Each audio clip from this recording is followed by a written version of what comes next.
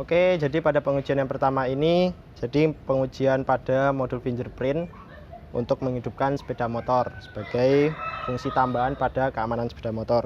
Jadi untuk fingernya saya pasang di sebelah kiri sepeda motor. Untuk tempatnya lebih lengkapnya di sini kelihatan ya. Kemudian pada kasus yang pertama itu kita menghidupkan sepeda motor terlebih dahulu. Jadi ini fingerprint sudah dalam keadaan standby. Kemudian kita tapping jari yang sudah didaftarkan sebelumnya.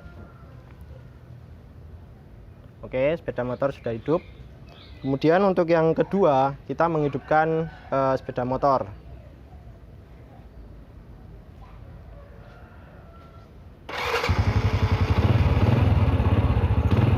Jadi sepeda motor langsung hidup.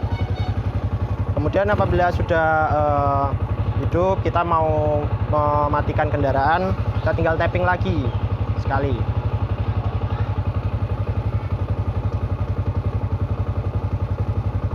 Kurang pas ini.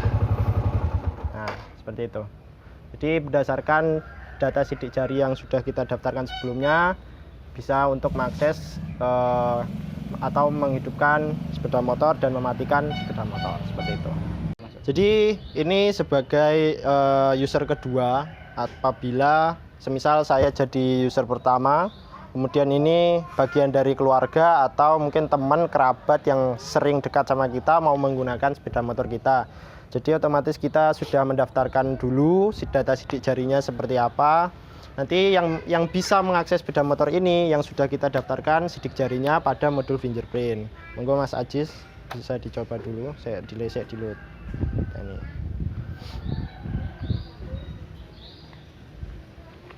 Nah, jadi ini Mas Ajis kemarin sudah didaftarkan sidik jarinya. Kemudian untuk mengakses dia sudah bisa, sebab apa, sudah kita daftarkan sidik jarinya, seperti itu. Kemudian coba dihidupkan Mas Ajis. Oke, sepeda motor bisa hidup.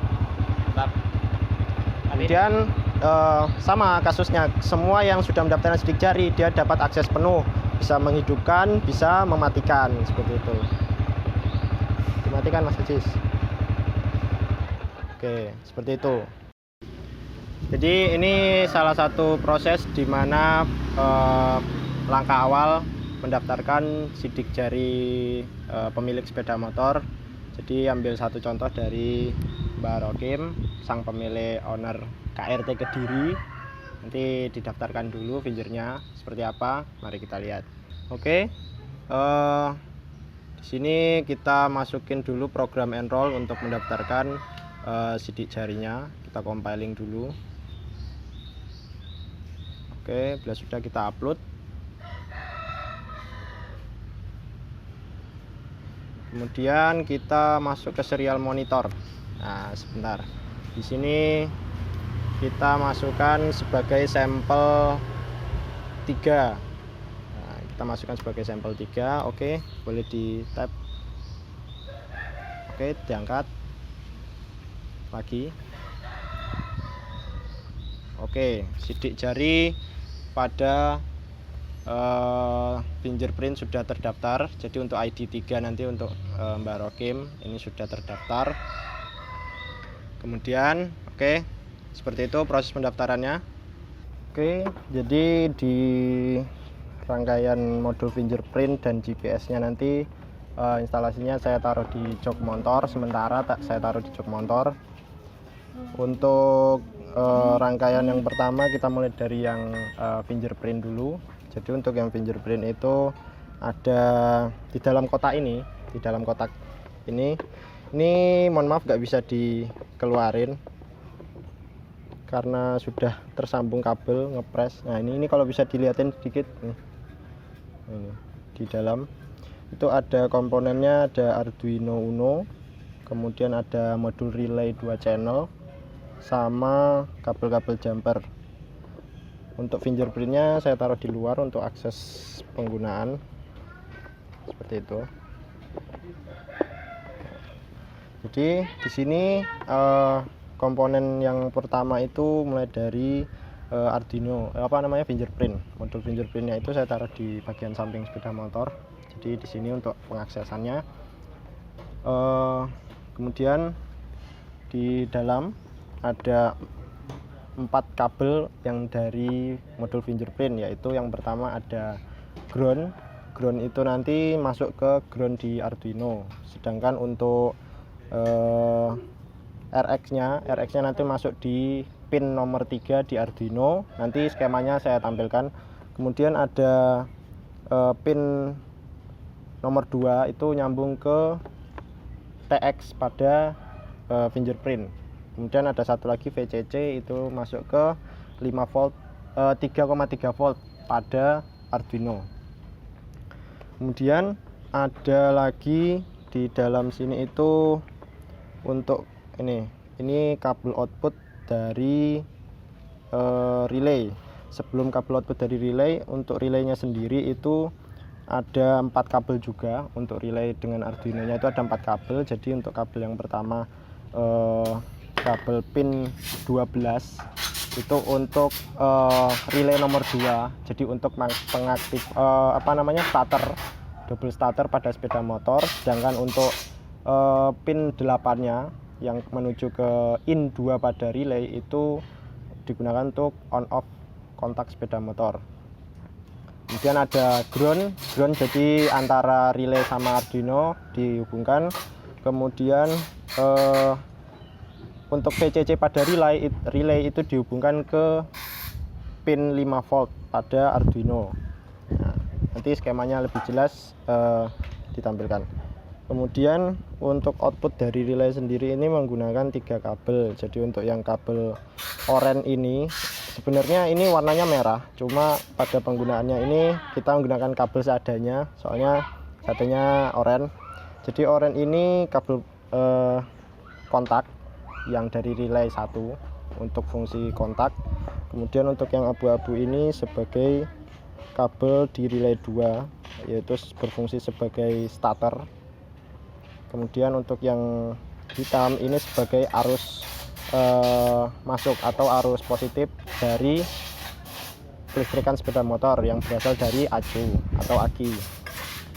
Ini kenapa saya pasang di jok, sebenarnya lebih ke keamanan dan juga biar lebih aman dari mungkin hujan atau air dan sebagainya, saya taruh di jok. Untuk jalur dari kabel ini sendiri sebenarnya sama aja, ngambil dari jalur kontak, kunci kontak dan juga double starter sama aja. Kemudian saya nambahin ini ada namanya adaptor charger HP.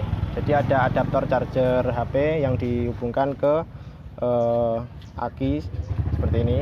Gunanya nanti sebagai power dari modul Arduino.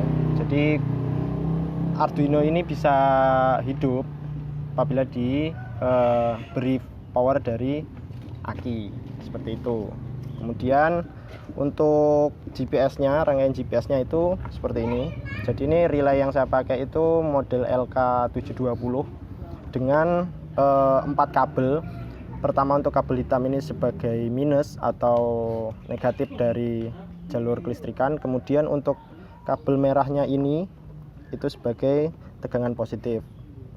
Nah, terus pada tegangan positif ini diberi sikring agar tegangan lebih stabil untuk menjaga arus yang masuk ke modul relay modul GPS-nya. Sebenarnya pada GPS ini itu ada 4 kabel, yang tadi merah untuk positif, hitam untuk negatif, dan untuk biru dan hijau ini sebenarnya untuk cutting engine. Cuma pada penelitian saya ini saya tidak memanfaatkan 2 fungsi ini. Sebab apa? Sebab untuk modul ini sendiri itu kalau bisa dikatakan kurang maksimal fungsinya. Jadi tidak saya gunakan pada penelitian ini.